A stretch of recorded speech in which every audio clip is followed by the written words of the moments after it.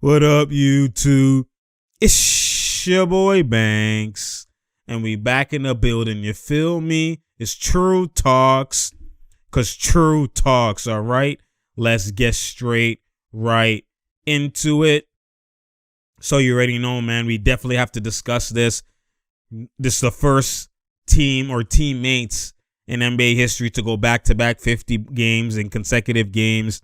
KD had 53 versus the Knicks on Sunday, showing you what elite looks like. He had to take more shots than, he would like to because, again, there's no Kyrie that was alongside him because it was a home game, which, again, they need to remove this mandate bullshit. How can the man watch the game literally inches away from the court, unvaccinated, no mask, nothing, but then can actually just step on the court and hoop?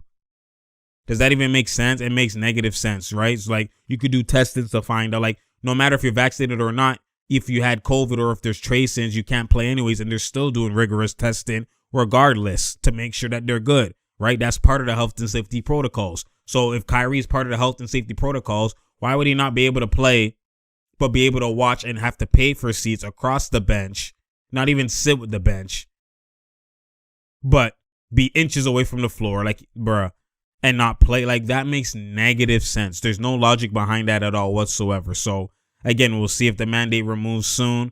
We'll see how that pans out. But again, for the right now, it's not, right? So it was a home game when the Nets played the Knicks, and KD just went to work, putting in had 53 or whatever it was, and just what elite looks like, and got the dub in a clutch game. Then you flip it now to this game. Kyrie has back-to-back 50s now because the last game was, no, he doesn't have back-to-back 50s. He had 50 versus the Hornets, then he played versus Sixers, 22, whatever it was, then now 60. So, you know what I mean? But 60 points on the road at the Magic. Like, people don't understand how difficult it is for Kyrie. One, you're not in a home environment. You're playing on the road, so you're in the most hostile environment you could be in, right? And you're not as comfortable because, again, even though you're practicing with the team and you're, getting your reps and stuff like that, game shape and game rhythm is completely different, right? Because game shape on this jump shot, right, that you're open or whatever, you've played defense, you exerted a lot of energy. So on this shot, you're not as tired as maybe in a shot when you're practicing or when you're training. Obviously, some guys train to the point where they emulate the fatigue and they're shooting through tiredness, right? But again, now with the contest and all, you add so many different factors, right? It's just crazy how this man doesn't play for 2 weeks, doesn't play for a couple of days, doesn't play, and just comes in straight efficiency and just killing. And the crazy part is he's not just efficient. His bag is different. So when he's efficient on that type of bag, it hits different. Because mans have bags, but to be efficient with the bag just makes the bag whole different, right? It's like, now it's a Birkin, basically, right? It's not just a regular schmegular bag. So when you look at it from that perspective, man, Kyrie is just what elite looks like. That ability is second to none. Like, he's literally Kobe in one. He's so many guys in one, man. It's just crazy. Like, when you watch the artistry, the arsenal, and the mastery that he displays on a nightly basis. Not every bucket is the same. Step back mini, these scoop lays, just casually switching to the left with bigs guarding you in the paint. So, like, he's not even doing this on pinch, man. So he's taller than him. He's literally doing this on big switching hands in the paint, looking like it might get blocked. Nope, switch. Like, that's elite, yo. When you look at it from that, like, he's just different, man. Caught a pass from KD, literally right here, caught and shot it. He just caught and shot it. He literally caught it, shot it like this. That's like, do you know how difficult it is when mans normally get it? You have to get your pocket ready, right? Dip down and you shoot it. The only time you don't dip where you go straight up is when you caught it in the pocket and then you just went up, right? You caught it right here and just, right?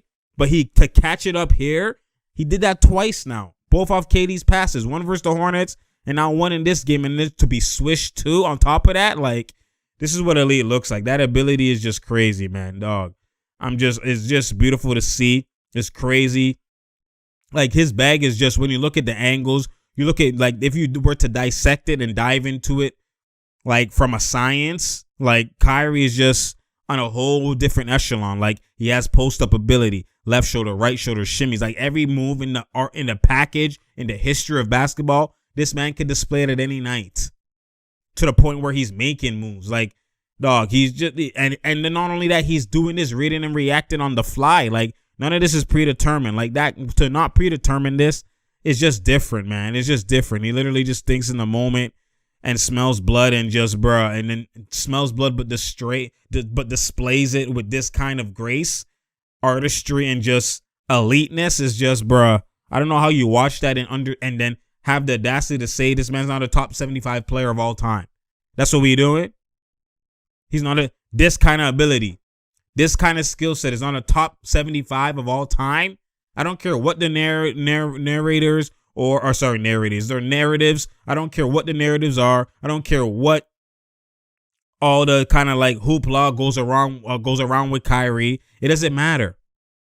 You can't use that to now scale someone's top 75. Like, to me, I don't even agree with that. You just look at the game and assess the game on the court. Doesn't matter about your feelings or the controversies or anything about that off the court or how you feel towards that person. It's literally straight on the court. Let's dissect the ability. Let's break down the skill set and let's see if he actually is a top 75. Is he better than this? He's like, come on now. He actually had one of the most masterful displays of ability in the finals that we would ever have in NBA history. Like, what he did there, it's just, bruh. Kyrie's he's an alien. He literally is an alien. I just like wish I could just dive into his brain and see what he thinks on each move. Like, like it was Dragon Ball Z and you have to calculate it and you did how they display. Like, I wish I could just see and calibrate how what he sees and what he operates on and just get a angle from his eye so I could see like what he sees, because how he's just moving like this on the fly and just displaying ability and just the way he's just reading and reacting in these moments is bruh.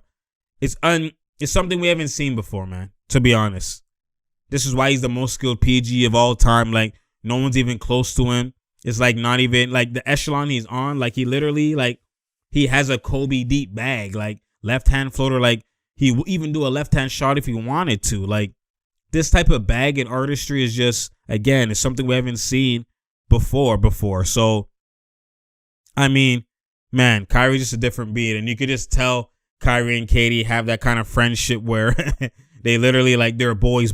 Like, you could just smell it. Like, you know what I mean? If you hoop, the guy you dap and you're laughing with and kind of like, you know what I mean? Just the energy you guys are giving off each other, where it's like you guys are like brothers. It kind of like, you know, when you guys are in tune and, you know, with each other and all that type of stuff, you could just see that they're best friends on and off the court. Like, it's beautiful to see when chemistry, kind of like the Lowry DeRozan type of chemistry. Like, you can't fake that. You can't, you know what I mean? It's just, when you see that chemistry, is just undeniable. So you can see that from Kyrie and Katie, right, as well too. So, you know, it's just what elite looks like at the end of the day. Kyrie 60 points, could have went for more. Was out with 8 minutes in the fourth quarter. He could have went for 75, 80 if he wanted to.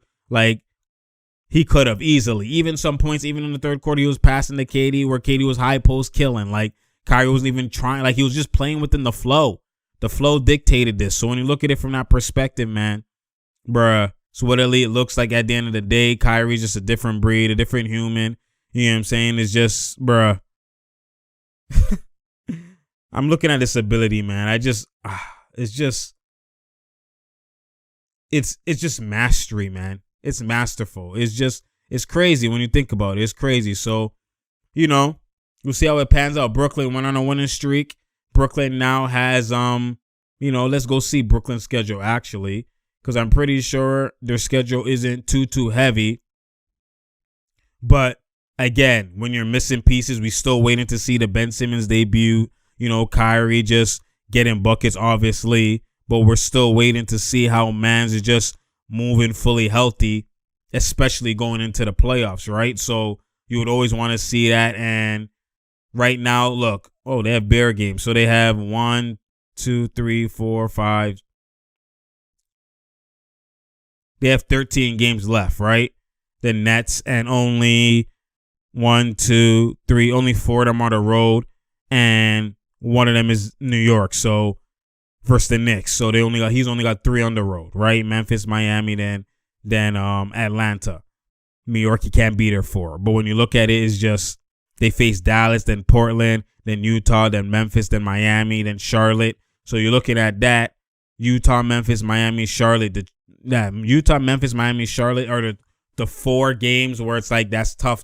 Like, you know what I mean? That's contenders. That's championship breeded type of team. So when you look at it from that perspective, man, it's just we'll see if they go on a groove. We'll see. They already are 4-game win streak.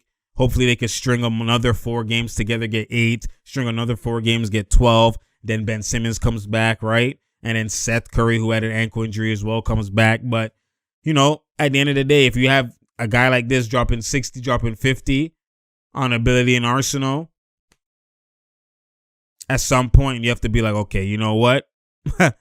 This team could literally be the lowest seed to win a championship in NBA history. That's what the Nets are looking like. Like, if these two, KD and Kyrie, are operating on the most elite level, it's going to be tough. It's going to be tough for a lot of teams. Don't matter if you're the number 1, number 18, number 15, number 2 seed. Doesn't matter, man. It's what elite looks like, bruh. Kyrie different, man. Kyrie different. I appreciate y'all. You already know it's True Talks, because True Talks. Share, like, and subscribe. We out here. There's no doubt here. There's no drought here. You feel me? I appreciate y'all. You already know. Again, click that notification button so you know when I'm here. Because I'm here. You feel me? It's what elite looks like. Kyrie's just a different breed, yo. He's a different human, man. To do all this with reading and reacting without predetermined nothing.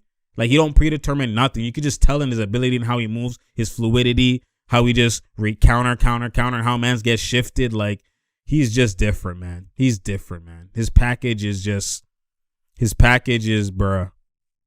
It's what elite looks like, man. Bruh. At the end of the day, you already know it's True Talks is True Talks. Spread the word. Tell a friend to tell a friend to tell a friend. I appreciate y'all, man. You already know. And I'm out, man.